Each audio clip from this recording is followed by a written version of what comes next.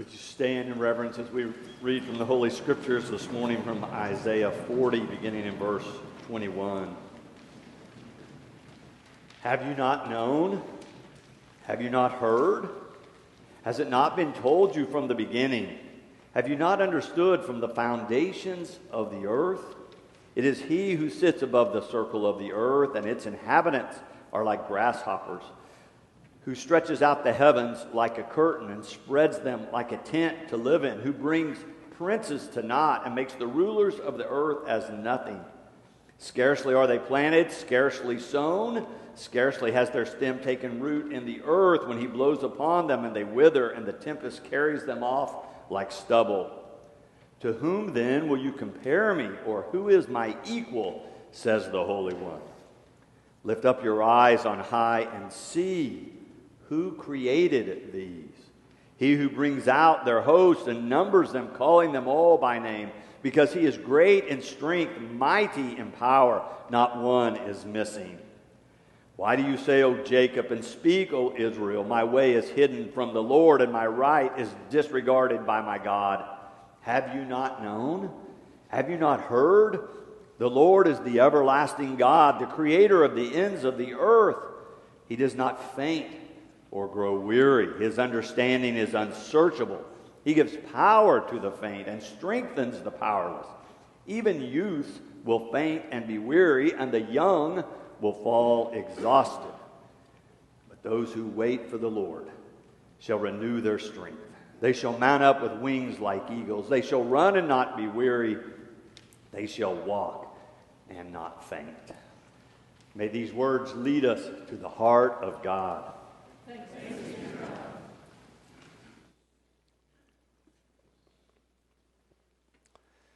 These words from Isaiah are written to exiles. The Babylonians from the east have come and conquered Jerusalem and Israel and taken captive any and all they wanted and taken them back to Babylon. They are a weary and worn out people. Isaiah is writing these words to encourage them. The text is about strength and power and the source of such things, which as you read through Isaiah, you realize must be in short supply as they try to endure this time of captivity, time of being conquered by a foreign power. These words of encouragement, talking them up, if you will, apparently were much needed in their time. But I think they're relevant for our time as well. Even though we have not all been taken captive and taken to another country and being held in exile, I would imagine all of us have had a time where we felt overwhelmed, where our lives seemed out of control, where things were happening. We were thinking, this should not be happening to me. And those times, often the next question is, where is God now? Where is God now? Where is God when I'm in these times of turbulence or travail or trials? Is God here with me? Is God helping me? This author, Isaiah, says, have you not known? Have you not heard? The Lord is the everlasting God, the creator of the ends of the earth. He does not faint or grow weary. His understanding is unsearchable. He gives power to the faint and strengthens the powerless. Isaiah wants his people to know, even in exile, God is with them.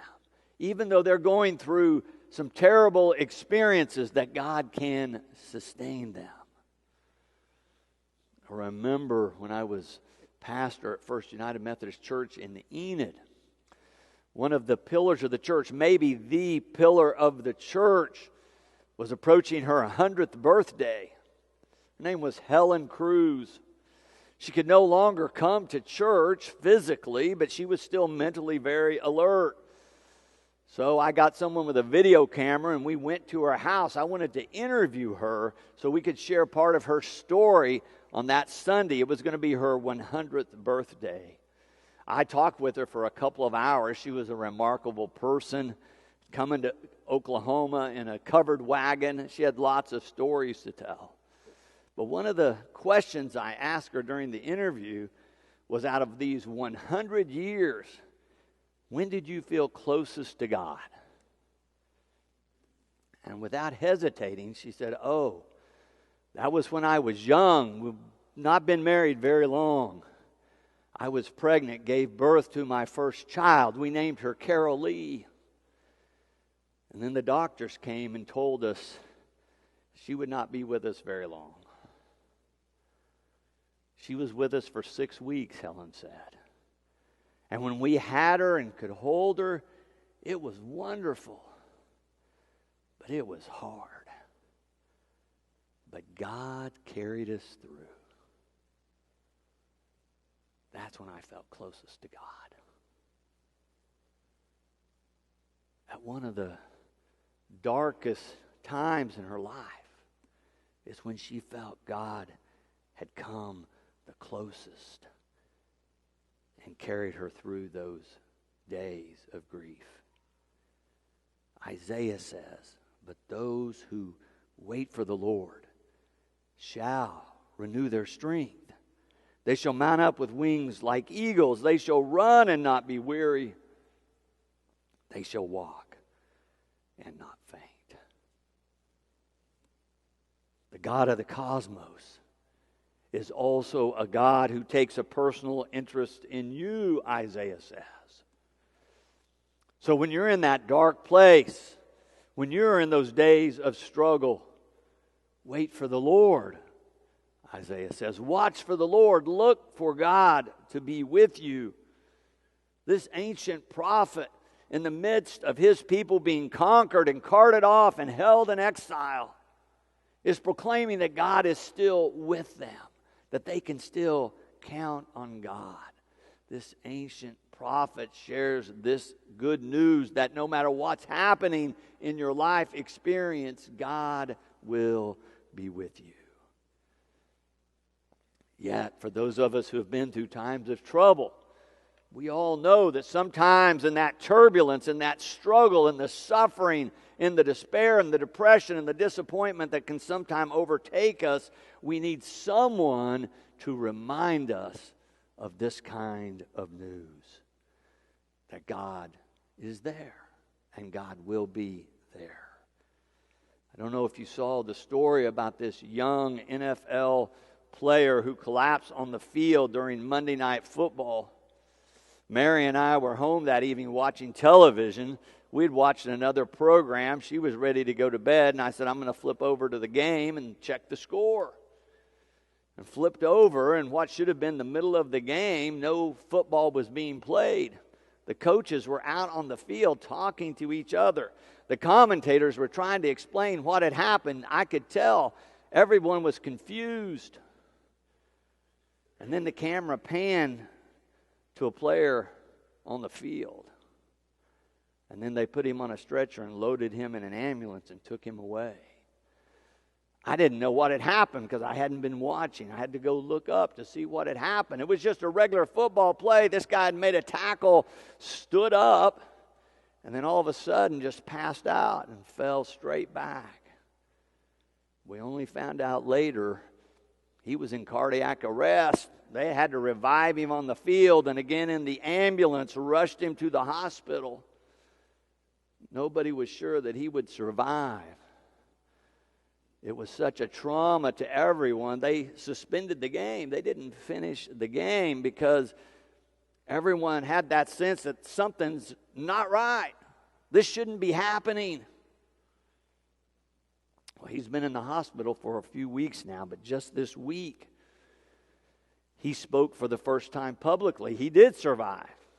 He is awake. He's up and about again. And he had this press conference where he thanked a lot of different people, those who had done the medical interventions to save his life, the hospital personnel that had taken care of him in a couple of different hospitals, his mom and dad and brother and family who had given him emotional support.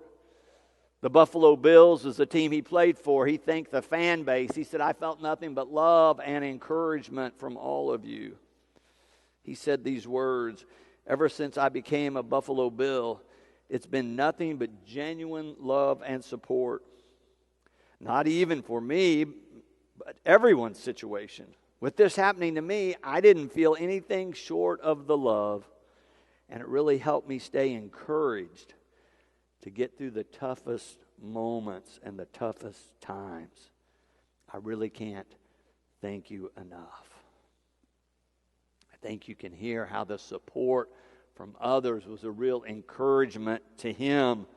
It's true for all of us to have others reminding us in difficult times that we're surrounded by others who love us, their support with us.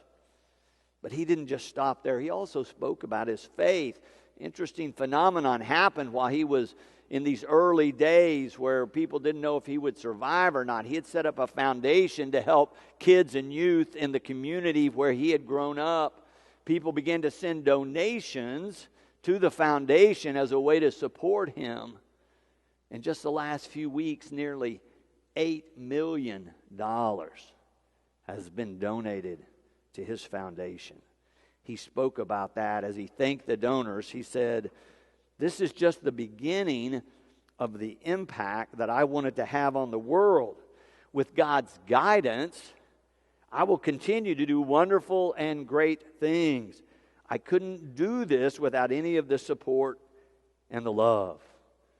What happened to me on Monday Night Football," he said, "I feel is a direct example of God using me as a vessel to share my passion and my love directly from my heart with the entire world.